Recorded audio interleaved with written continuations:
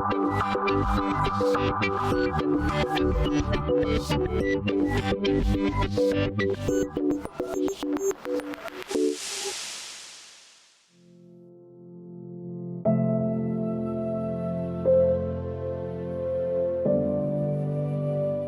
fome, ela dói, né? E, assim, quando a gente olha para um lado e para o outro, que a gente não vê solução, aí a gente se apega com Deus, né? Você olhar para um lado, não ter, olhar para o outro, não ter de onde tirar, é desesperador.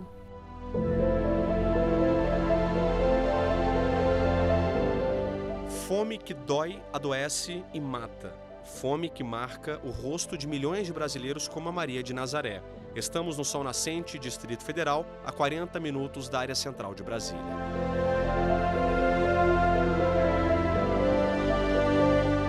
Ela tem 49 anos, já teve várias profissões, trabalhou por um bom tempo como empregada doméstica, parou depois do diagnóstico de uma doença silenciosa e perigosa, a depressão. Quando a gente tá com depressão, a gente não tem como agir. A gente não pensa, né? Porque a gente fica vulnerável, né? A gente não tem solução. A gente acha que tudo acabou, né? E aí eu me sentia daquela forma. Aí eu passei mais ou menos uma semana só dormindo. Além de ter de enfrentar uma doença séria e sem um tratamento necessário, a dona de casa tentou receber auxílio de programas sociais que foram negados. Aí a situação piorou. Eu mesmo já passei muita fome, muita mesmo, de passar de 3 dias sem comer. Eu chegava esse momento que eu deitava e dormia e acordava. Esperava o outro dia chegar para dormir de novo, né? Às vezes o que tinha a gente comia, né? Assim, tipo, pegava folha para fazer chá. Às vezes não tinha o açúcar, tomava só o chá sem a água fervida com as folhas, né? Além de lidar com a fome, também é difícil lidar com a ansiedade de saber quando vai ter alimento. Hoje, a situação aqui na casa da Dona Maria é essa daqui. Açucareiro vazio, biscoito não tem mais. E aqui, olha só, a quantidade de arroz não é suficiente nem para encher um copinho como esse aqui. Na geladeira, como a gente pode ver, olha só, praticamente vazia. Tem apenas água, uma panela com um pouco de arroz e 2 ovos. Como é que vai ser hoje? Para se alimentar, para fazer o almoço, para fazer a janta? Hoje só Deus mesmo, né? A gente espera por Deus e por alguém que doa pra gente, né? Alguma coisa para se alimentar, né? Se não receber uma doação? Não tem. Aí, todo dia a gente tem uma esperança, né? De ter alguma coisa. A esperança de todos os dias é receber alguma doação de alimentos ou roupas usadas. Ela organiza um bazar e com as vendas paga o aluguel da casa, R$ 300. Às vezes as pessoas já têm uma roupa lá em casa, se quiser, né? Aí a gente pega, às vezes a pessoa vem e traz. Aí eu pego, vendo R$ 1, R$ 2, vai juntando, né? Vai juntando para poder pagar o aluguel. Andréia é quem entrega parte das doações para as famílias em situação precária de fome na comunidade. Tem mães que são solo, só vivem mais os filhos. Muitas delas têm acima de 4 filhos pequenos. Então, algumas recebem auxílio, mas o auxílio abastece naquele momento que ela recebe, ela troca o gás, compra alimentação, só que não dura o mês todo. Porque você imaginar 4 crianças que tomam café, ela almoça, ela quer lanchar, ela quer jantar. Então chega um nível, o dia que realmente ela não tem nada. Maria de Nazaré faz parte dos 21 milhões de brasileiros que não têm a garantia de ter um prato de comida todos os dias, segundo o levantamento da Organização das Nações Unidas. Os dados revelam ainda que mais de 70 milhões de brasileiros sofrem com a insegurança alimentar. Conversamos com a nutricionista da Divisão de Estatística da Organização das Nações Unidas para a Alimentação e Agricultura, a FAO. Ela fala sobre as principais causas para números tão altos. Crises econômicas, mudanças climáticas e conflitos sempre impactam as populações mais vulneráveis, mais pobres, em todos os países, seja onde for. Então, essas são as causas principais. E em cada contexto é uma combinação desses fatores. Vamos lembrar que o Brasil é um país que não tem falta de alimentos. O Brasil tem alimentos para todos. O que causa fome, o que causa insegurança alimentar é a falta de acesso das pessoas a esses alimentos. As pessoas não têm dinheiro para comprar esses alimentos. Então, a questão do Brasil é a questão econômica. Fome é não ter o que comer. Já a insegurança alimentar é quando não há certeza de uma refeição ou a quantidade é reduzida de comida e nutrientes devido à falta de dinheiro ou outros recursos. A insegurança alimentar pode ser leve, moderada ou grave. É como explica a presidente do Conselho Nacional de Segurança Alimentar e Nutricional, CONSEA. A insegurança alimentar leve é quando as pessoas, durante um período de tempo, elas têm uma preocupação se o orçamento delas vai ser suficiente para comprar os alimentos que elas precisam. Na insegurança alimentar moderada, a família, as pessoas já precisam alterar tanto a quantidade quanto a qualidade do que elas compram para compor a sua refeição. E no grau mais severo, que é a insegurança alimentar grave, as pessoas realmente já estão precisando pular refeições. Então, muitas vezes elas passam o dia sem uma, sem duas e às vezes até sem as 3 refeições necessárias.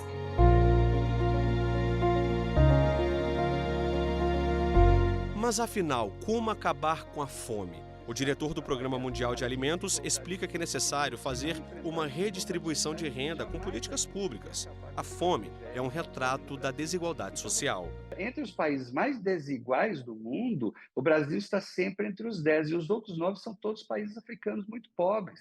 Então é inconcebível um país com a riqueza que tem o Brasil, um país que tem uma indústria muito forte, que tem um agronegócio muito forte, permanecer entre os mais desiguais do mundo. Não só você fornecer renda para as famílias que estão em uma situação de maior vulnerabilidade, mas associar essa transferência de renda a ações muito importantes de saúde e de educação. Isso já está comprovado que isso tem um impacto enorme nas condições de vida das pessoas, né? Porque você não só aumenta a capacidade delas comprarem alimentos, mas você também associa ações muito importantes, né, ligadas à educação e saúde. O diretor do Programa Mundial de Alimentos lembra ainda que acabar com a fome, alcançar a segurança alimentar e melhorar a nutrição até 2030 fazem parte dos Objetivos de Desenvolvimento Sustentável. Já não vamos conseguir chegar ao ano de 2030 com o mundo livre da fome, livre da insegurança alimentar e nutricional. Então é importante que os países do mundo e o Brasil comecem a fazer medidas paliativas para tentar acabar com a insegurança alimentar e nutricional atualmente. As previsões mostram que ainda vai ter por volta de 600 milhões de pessoas em situação de fome ainda em 2030. Ou seja, está previsto melhorar, mas mais longe de alcançar o objetivo fome zero. –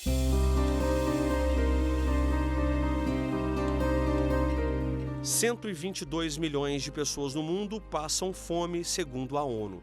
E as consequências são graves, muitas vezes irreversíveis para adultos e crianças. É desesperador primeiro, mas é aumento de depressão das mães, desespero. Das crianças, desenvolvimento na escola, porque muitas vezes elas acham bom ir para a escola porque sabem que lá tem um lanche, 3 refeições ou até 2, então é um refúgio. Isso compromete gravemente o desenvolvimento das crianças, tanto o desenvolvimento físico, repercute no peso, na altura da criança, se você tem uma situação crônica, né, de insuficiência alimentar, repercute também em todo o sistema imunológico, ela está muito mais frágil, muito mais vulnerável à doença, mas também repercute no desenvolvimento cognitivo, em toda a esfera psíquica. Eu sempre digo, é muito mais importante, muito melhor para o país investir na prevenção à insegurança alimentar e nutricional, na prevenção da miséria, do que ter que arcar com os custos provenientes da miséria e da fome.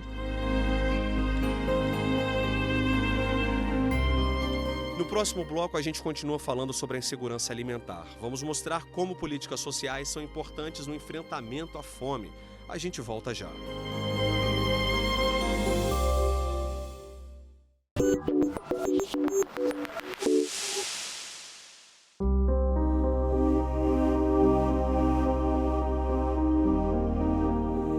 fome piorou nos últimos 3 anos. É o que aponta a Organização das Nações Unidas para a Alimentação e Agricultura.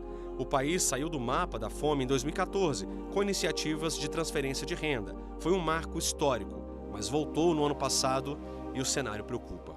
80% da fome está relacionada à questão de renda.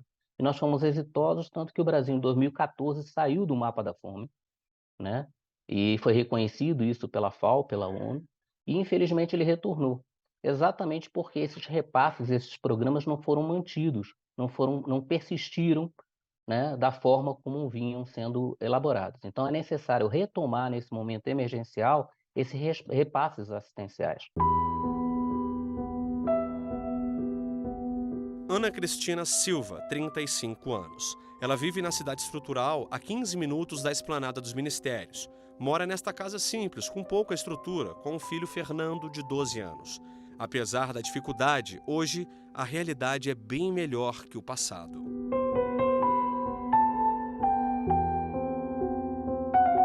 Ana é ex-usuária de drogas. Morava em São Paulo, na rua, pedindo ajuda de sinal em sinal, de porta em porta. A luta era pela própria sobrevivência. Passar fome é você não ter para comer, né? Você fica pedindo e outro, se humilhando, entendeu? Se humilhando. Tipo assim, quando eu morava na rua em São Paulo, eu fui pedir uma comida no restaurante, aí o homem foi e falou assim, eu lhe dou a comida, se você lavar aquela louça ali tudinho para mim. Hoje a situação só não é pior porque recebe do governo 3 auxílios que juntos chegam a R$500 por mês. Sem os benefícios, a prateleira com as verduras talvez estivesse vazia e não teria o cuscuz com ovo para o filho comer.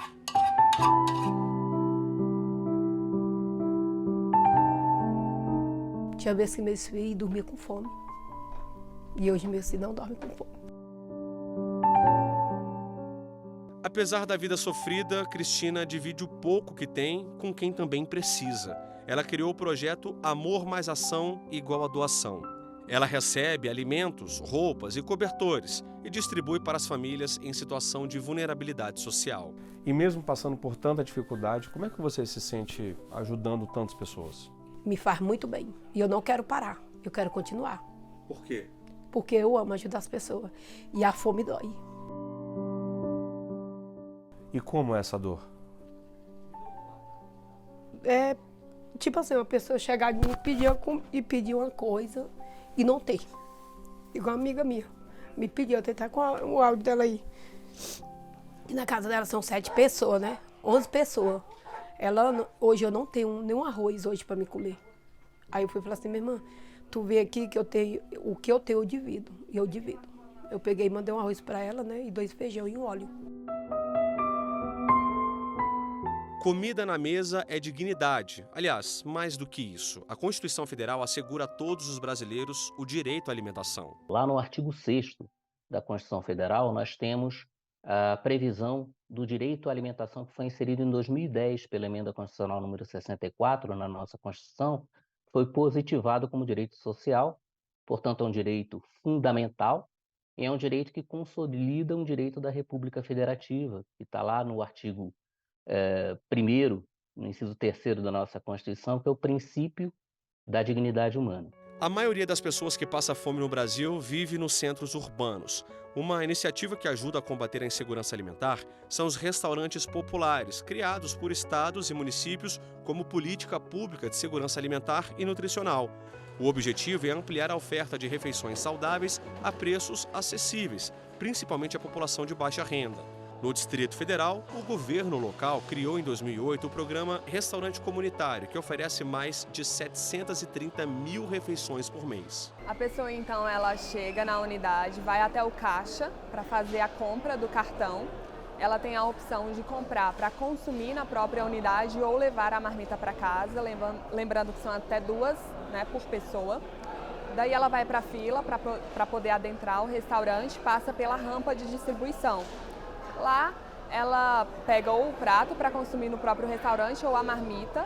Os dois, ela vai direcionando o que ela quer ou não quer, né, com o funcionário que vai servindo. e depois ela tem a opção de vir para o salão para poder consumir ou ir para casa. Aqui no Distrito Federal são 14 restaurantes comunitários. Nós estamos agora na cidade estrutural, que fica a mais ou menos 15 quilômetros da área central de Brasília. O café da manhã é servido a 50 centavos. Tem pão, às vezes queijo, presunto, pão de queijo, bolo e o café com leite. Já o almoço é cobrado um valor simbólico de R$1. É uma refeição completa e nutritiva. Arroz, feijão, macarrão, salada, uma fruta e um copo de suco, além da carne. Tudo pensado na segurança alimentar e nutricional. Muita gente só não está em situação de fome mesmo por causa de iniciativas como essa. É de extrema importância esses equipamentos, pois são através deles que é possível a gente conseguir garantir o acesso a uma refeição adequada e saudável para a população, principalmente aqueles que estão em vulnerabilidade social. As refeições são servidas de segunda a sábado e pessoas em situação de rua não pagam nada. É instituído por um decreto que eles têm gratuidade nos 14 restaurantes comunitários. Então eles podem pegar até 2 refeições dia, sendo o almoço ou jantar naqueles que já têm isso implementado. Comida no prato é respeito, cidadania, um ato de amor. Não tem preço, né? Porque está saciando o que mais a gente está precisando matar, né? Que é a fome, né? E o acolhimento também que nós temos aqui. É uma oportunidade única para poder amenizar o sofrimento das pessoas, principalmente pessoas que estão em situação de rua, né? Imagina só você hoje, com R$1, você comer uma refeição tão maravilhosa como essa, né? Com 50 centavos você tomar um café maravilhoso. Com R$2 você leva 2 marmitas para casa. Então é a oportunidade de dar a essas pessoas que não têm condição nenhuma de ter alimento. Então eu vejo isso aqui como um projeto assertivo, né? Um projeto que está funcionando e, se possível for, que ampliasse mais e mais para que a sociedade veja que há chance, que há possibilidade de tirar pessoas de rua.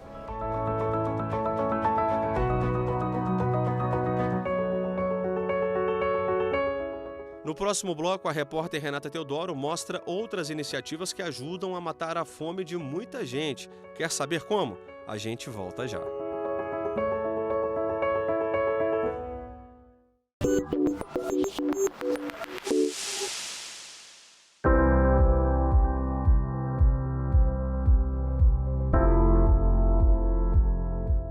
Você já deve ter ouvido aquela expressão, somos o que comemos. Essa frase define a relação entre a alimentação e a nossa saúde física e mental. As escolhas alimentares trazem consequências para o nosso organismo, mas comer bem, de forma saudável, nem sempre está ao alcance de todos. A fome e a insegurança alimentar aumenta a violência. E essa violência também acaba superlotando a questão da saúde, né? Os hospitais públicos, né?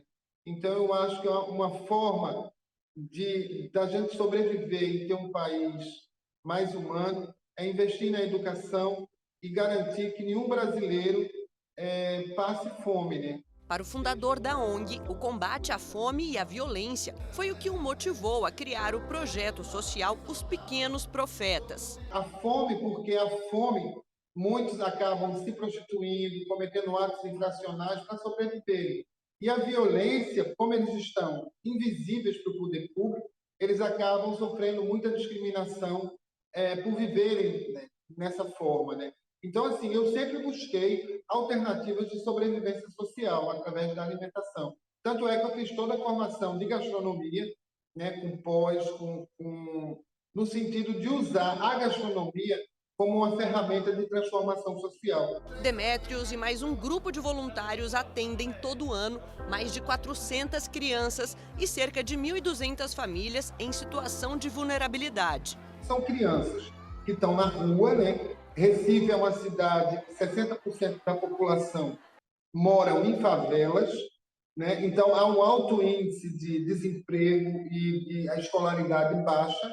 Violência também doméstica, violência dentro da família, e muitas dessas crianças acabam vindo para o centro da cidade como uma forma de sobrevivência. No centro eles precisam se drogar para aguentar a violência e eles precisam muitas vezes cometer atos infracionais para sobreviver. A ONG não oferece apenas a comida que mata a fome. Eles mostram e ensinam de onde vêm os alimentos. Construíram uma horta orgânica e comunitária em Recife para mostrar para a população que o acesso à alimentação saudável tem o poder de mudar vidas. Infelizmente, o nordestino, ele vê, por exemplo, salada, verdura, frutas, como uma alimentação para animais, né? Então, é toda uma reeducação alimentar que tem que ser feita, que é feito aqui no projeto, para que eles enxerguem a alimentação de uma outra forma. Até porque comer bem pode ser mais simples do que parece. E poder proporcionar isso para o outro é o combustível de todo esse trabalho. O mais interessante é empoderar essas pessoas, né, em alternativas de sobrevivência social através de uma boa alimentação. Então, isso é o de fato. As consequências a contribuição que todas as famílias dão à cidade do Recife em relação ao meio ambiente. Infelizmente, nós temos um grande problema do lixo, né? Mas, por outro lado, também, o lixo ele é fonte de renda. Tanto é que nós temos nossa cooperativa aqui, que através do lixo, ela produz renda para mulheres afrodescendentes.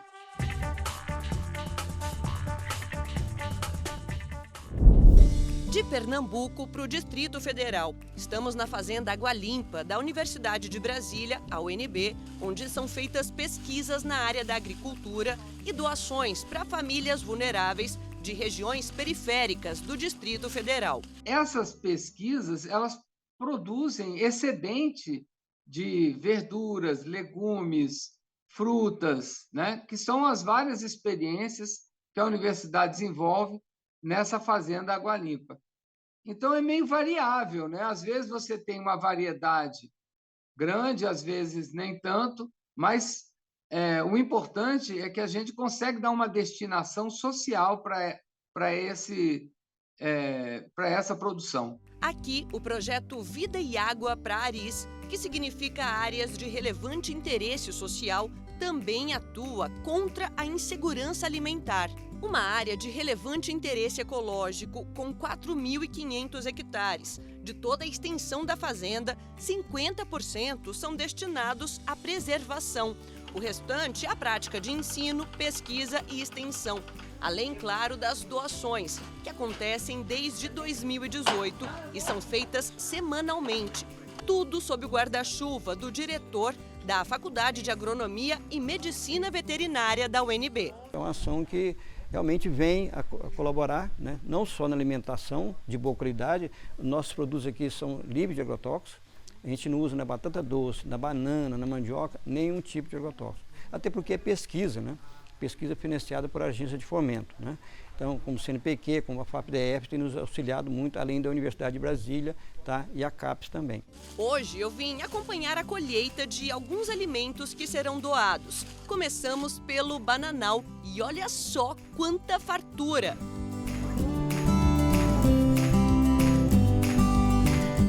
O professor José está ali, por perto, para auxiliar no que for preciso. Em poucos segundos, surge nosso primeiro cacho. As colheitas são feitas todas de forma manual, né? Sem necessidade de uso de equipamento de proteção individual, porque nós não trabalhamos com agrotóxicos nessas culturas que a gente faz doações, né? Então isso é importante, além de fornecer um alimento de boa qualidade, em termos nutricionais, também qualidade sanitária, né? Não tem nenhum resíduo de produto químico aqui nesses alimentos. Depois de fazer a contagem dos frutos, chegou o momento de levar todos esses alimentos até a creche, que fica 50 minutinhos aqui da fazenda de onde a gente está.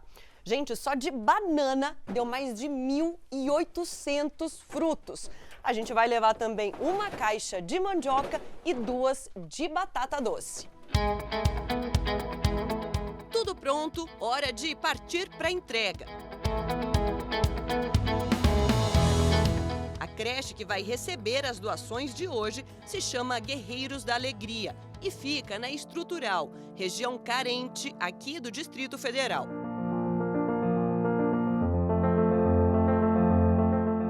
Carmélia é a fundadora dos Guerreiros da Alegria e atende 40 crianças em situação de vulnerabilidade. Mas cerca de 70 meninos e meninas passam aqui todos os dias para almoçar já que em casa, muitas vezes, não tem o que comer. Quando eu fui vendo cada criança dessa na rua, descalço, sem fralda, nariz correndo, com fome, então vou fazer Guerreiros da Alegria. Então foi onde eu sou formada em pedagogia e fiz esse projeto para a comunidade. Sobre as doações, ela enche o peito para agradecer. Meus olhos brilham, mais do que o deles. Porque eu tenho certeza que amanhã eu vou para o fogão mais Dona Matilde e aquela, fazer isso aí para eles tomarem café, às vezes para almoçar, lanchar. E então, são 5 refeições diárias. Então, eles necessitam de alimentação, e principalmente saudável e adequada.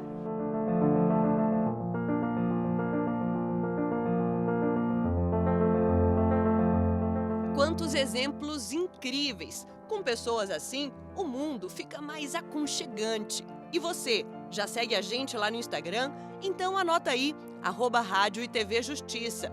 No YouTube, o canal é o mesmo. Se quiser entrar em contato com nossa produção, o e-mail é o repórterjustiça@stf.jus.br. Até a próxima!